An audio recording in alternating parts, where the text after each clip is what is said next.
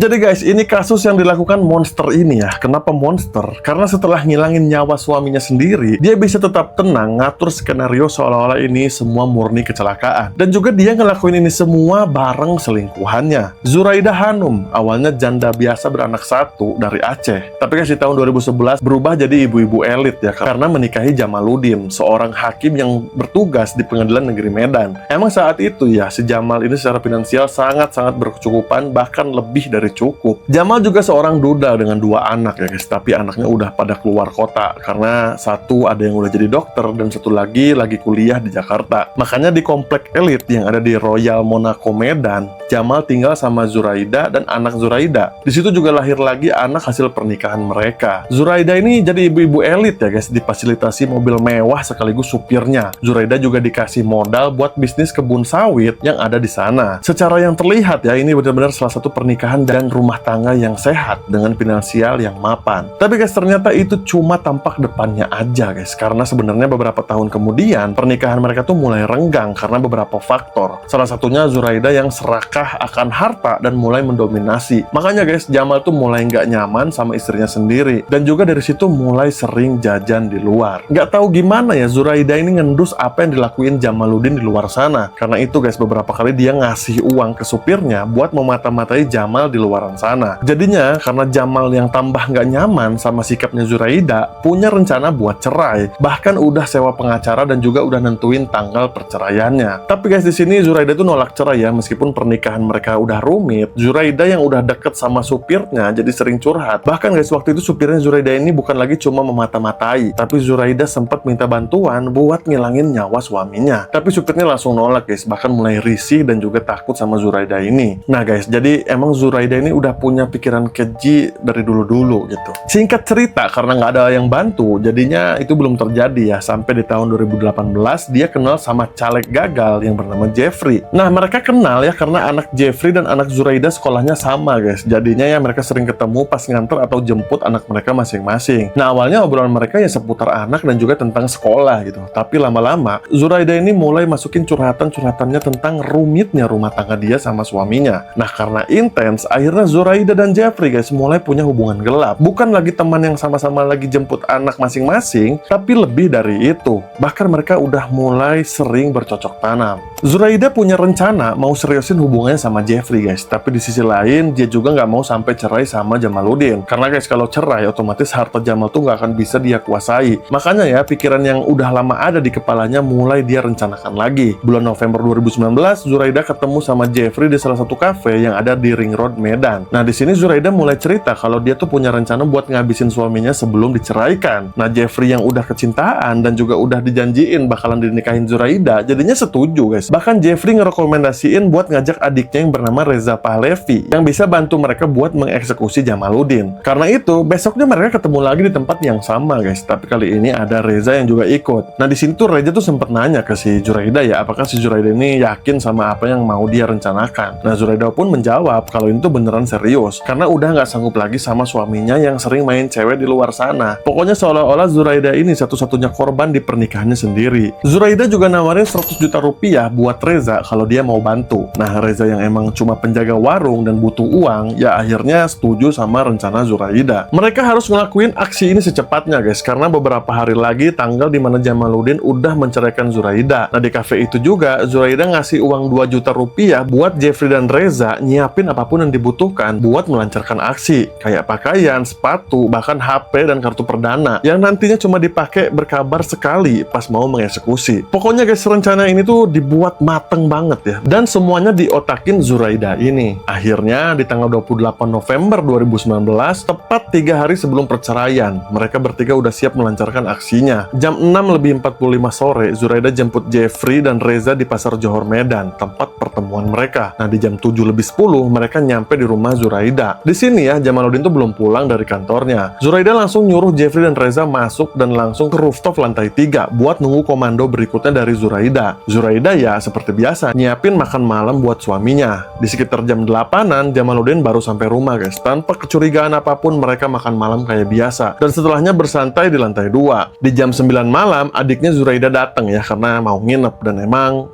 sering nginep di rumah itu. Di jam 10 malam guys, Zuraida masuk kamar buat nidurin anaknya. anaknya. Sedangkan Jamaluddin masuk kamar di jam 11 malam. Nah, setelah dipastikan kalau anak dan suaminya udah tidur, di jam 1 malam Zuraida ngasih perintah ke Jeffrey dan juga Reza buat segera melancarkan aksi. Mereka berdua turun dan masuk ke kamar Zuraida. Di sini mereka bertiga guys langsung membekap wajah Jamaluddin pakai bantal sampai akhirnya nggak bergerak lagi karena kekurangan oksigen. Nah, pas sudah beres, Jeffrey dan Reza balik lagi ke lantai 3 buat nunggu pagi. Karena paginya mereka bakalan diantar Zuraida pulang sambil ngebawa Jamaluddin ke rumah sakit. Jadi guys, skenario-nya tuh pas pagi-pagi Zuraida ini pura-pura baru sadar kalau suaminya tuh nggak bangun lagi dan sambil panik melarikan Jamaluddin ke rumah sakit seolah Jamaluddin kena serangan jantung. Tapi pas Jeffrey dan Reza udah di lantai 3, Zuraida tuh baru sadar kalau ada luka lebam di hidung Jamaluddin. Nah, karena ini ya Zuraida takut kalau nanti dibawa ke rumah sakit bakalan ketahuan apa penyebab kematiannya. Nah, Zuraida yang emang tukang bikin skenario langsung kepikiran buat ngerubah skenario awal tadi guys. Jadinya di jam 4 subuh Zuraida makein baju senam ke Jamaluddin, dimana di hari Jumat emang Jamal ini rutin ngikutin kegiatan senam. Nah, nanti Jeffrey bakal bawa tubuh Jamaluddin dan bikin seolah Jamaluddin ini kecelakaan saat perjalanan menuju tempat senam. Jadinya tubuh Jamal dimasukkan ke dalam mobilnya. Tugas Jeffrey buat nyetir mobil, Reza ngikutin mobil di belakang pakai motor, sedangkan Zuraida di rumah aja melakukan aktivitas biasa sambil ngasih arahan ke mereka berdua. Awalnya mereka menuju wilayah Brastagi guys, tapi karena jalan penuh dan macet, Zuraida nyuruh mereka ke jalan yang ada di perkebunan sawit di wilayah Kutalim Baru, Deli Serdang, yang emang di situ jalannya sepi banget. Nah, nggak tahu gimana ya cara Jeffrey, dia berhasil nabrakin mobil sampai hancur kayak gini, tapi dianya nggak luka sedikit pun. Nah, habis itu mereka ninggalin mobil dan juga tubuh Jamaluddin yang posisinya ada di jok belakang supir. Siangnya ya, mobil Jamaluddin ditemukan warga setempat guys. Karena itu ya, warga yang mau bantu langsung nyamperin mobil Jamaluddin. Tapi mereka di situ kaget ya, karena ternyata di dalam mobil ada tubuh manusia. Jadinya tanpa menyentuh apapun, mereka langsung melapor polisi. Polisi yang datang langsung ngamanin TKP. Di sini tuh polisi tuh udah ngerasa ada yang janggal guys, karena posisi tubuh ada di belakang supir atau di jok tengah. Otomatis dugaan itu kalau ada orang lain yang sempat mengemudikan mobil ini. Tapi ya karena fokusnya buat evakuasi, polisi langsung bawa tubuh itu ke Rumah Sakit Bayangkara Medan buat diidentifikasi. Setelah berhasil diketahui kalau itu tubuh Jamaluddin, polisi langsung ngabarin semua keluarganya termasuk Zuraida. Zuraida yang dapat kabar langsung datang ke rumah sakit. Di sini Zuraida nangis histeris. Sejadi-jadinya guys, seolah dia ini istri yang paling kehilangan. Sampai semua orang ngerasa iba ya karena Zuraida ditinggal suaminya karena kecelakaan. Zuraida juga sempet acting pingsan beberapa kali karena suaminya yang meninggal. Tapi di sini ya guys, polisi tuh nggak begitu yakin kalau Jamaluddin meninggal karena kecelakaan. Karena temuan pertama di mana posisinya yang ada di jok belakang, yang pasti ada kaitannya sama orang lain. Nah, karena itu Zuraida yang sebagai istri diwawancarai dan juga jadi saksi guys. Di mana diwawancaranya Zuraida bilang kalau suaminya tuh sempat pamit buat pergi senam. Dan itu udah biasa di hari Jumat. Suaminya pasti senam dan langsung ke kantor. Di hari itu suaminya juga pamit buat pergi jemput salah satu temennya di bandara, yang Zuraida sendiri gak kenal sama orang itu. Polisi juga sempat minta izin buat otopsi tubuh Jamaluddin guys, tapi Zuraida nolak dengan berbagai alasan. Nah, di sini sebenarnya polisi tuh udah nyimpen sedikit curiga ke Zuraida. Bahkan ya waktu itu dari semua keluarga cuma Zuraida aja yang gak mau Jamaluddin diotopsi. Tapi guys, karena kematian gak wajar atau ada kejanggalan, sesuai hukumnya polisi tuh boleh mengotopsi tanpa perizinan pihak keluarga. Karena itu ya pas diotopsi keluarlah hasil yang bikin kaget karena tubuh Jamaluddin dipastikan udah meninggal sekitar 9 jam sebelum kecelakaan. Berarti diperkirakan tengah malam sebelum pagi itu ya. Dan juga alasan meninggalnya karena kekurangan oksigen yang nambah kejanggalan karena Jamal ini nggak punya histori penyakit asma ataupun jantung. Tentunya ini juga bikin kesaksian Zuraida yang bilang kalau suaminya sempat pamit pergi senam jadi diragukan guys, karena nggak sesuai atau nggak sejalan sama hasil otopsi yang bilang kalau perkiraan meninggalnya Jamaluddin itu di tengah malam. Dalam penyelidikan yang lebih dalam, polisi semakin curiga karena dari kesaksian adik Zuraida dan juga anak-anaknya yang ada di rumah beda sama kesaksian Zuraida, di mana mereka terakhir ngelihat Jamaluddin itu malamnya, sedangkan Zuraida sendiri yang ngaku kalau suaminya sempat pamit di pagi harinya. Zuraida yang juga udah ngeh kalau polisi lagi menyelidiki dia, langsung bikin lagi alibi karena panik guys, di mana dia sempat bilang kalau di rumahnya sering terjadi teror entah dari siapa, bahkan sering banget pagar rumahnya rusak karena ada yang sengaja nabrak. Tapi lagi-lagi alibi ini dibantah sama pengakuan anak-anak mereka yang bilang nggak pernah tuh ada teror, bahkan sampai ngerusak pagar. Karena semakin curiga ya, polisi langsung ngecek rekaman CCTV yang ada di rumah Zuraida. Tapi awalnya nggak bisa guys, karena rekaman CCTV di hari kejadian itu udah kehapus. Yang bikin kecurigaan semakin bertambah tentunya ya. Tapi karena banyak cara, tim kepolisian tuh berhasil memulihkan data rekaman CCTV. Dimana disitulah temuan penting dari kasus ini. Terekam Zuraida yang masukin dua pria yang nggak dikenal di malam kejadian Jamal kecelakaan. Dan keluar lagi di subuhnya dengan salah satu pria ngebawa mobil Jamal dan juga satu lagi ngikutin pakai motor di belakang. Pergerakan mereka juga sempat masuk ke CCTV tetangga yang ada di sana. Nah, karena inilah guys, polisi langsung nangkap Zuraida karena udah yakin kalau ini ada hubungannya sama kecelakaan Jamaluddin. Yang bikin keluarga mereka tuh kaget. Bahkan se-Indonesia juga kaget dan bingung guys. Karena berita meninggalnya Jamal itu udah masuk berita nasional. Sedangkan perkembangan kasusnya kan nggak selalu diberitakan. Tapi tiba-tiba istri yang paling sedih dan paling kehilangan malah ditangkap polisi. Polisi juga nangkap dua pria yang ada di CCTV. Nggak butuh waktu lama ya, Reza dan juga Jeffrey itu berhasil ditangkap. Mereka juga langsung mengakui perbuatan mereka, yang juga mengakui kalau semua ini otak dari Zuraida. Dalam penyelidikan diketahui motif dari Zuraida berawal dari pengacara Jamaluddin yang ngurus perceraian mereka. Dimana Zuraida ini nggak mau diceraikan Jamaluddin karena yang pasti harta Jamaluddin yang sekitar 48 miliar nggak akan masuk ke Zuraida sepenuhnya. Dan Zuraida itu nggak mau kalau harta itu dibagi-bagi ke anaknya juga.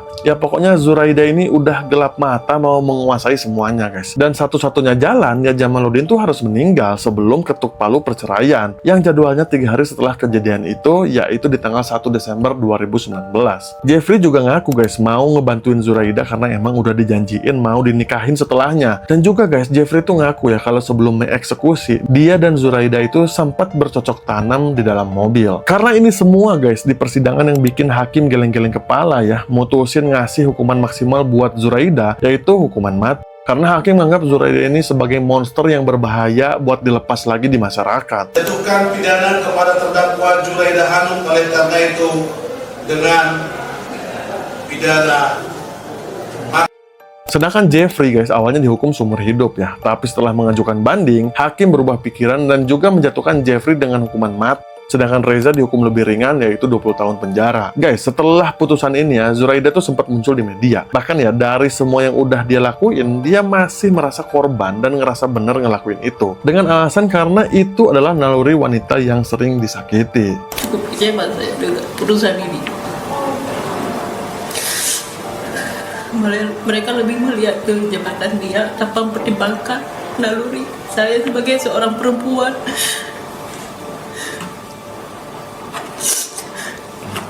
Yang padahal mereka juga terlahir dari rahim perempuan, tapi mereka tak bisa sedikit aja punya hati nurani. Seorang saya paling bersalah di sini, tanpa sebab apapun saya berbuat seperti ini. Oke guys, lagi-lagi ya dari kasus ini dijadiin edukasi, jadiin pembelajaran buat kita semua biar selalu bisa ngontrol diri. Dan kalau ada masalah, carilah jalan keluar yang emang masih dalam batas wajar dan nggak maksain sesuatu hal tuh harus sesuai sama maunya kita. Pokoknya hal-hal kayak gini semoga nggak terjadi lagi ya, apalagi terjadi ke kita. Langsung tulis di komen guys kasus atau bahasan apa lagi yang mau kalian dengar ya. Dan seperti biasa, langsung follow biar kita sering ketemu. Aku Amar guys, see you on the next. Ciao.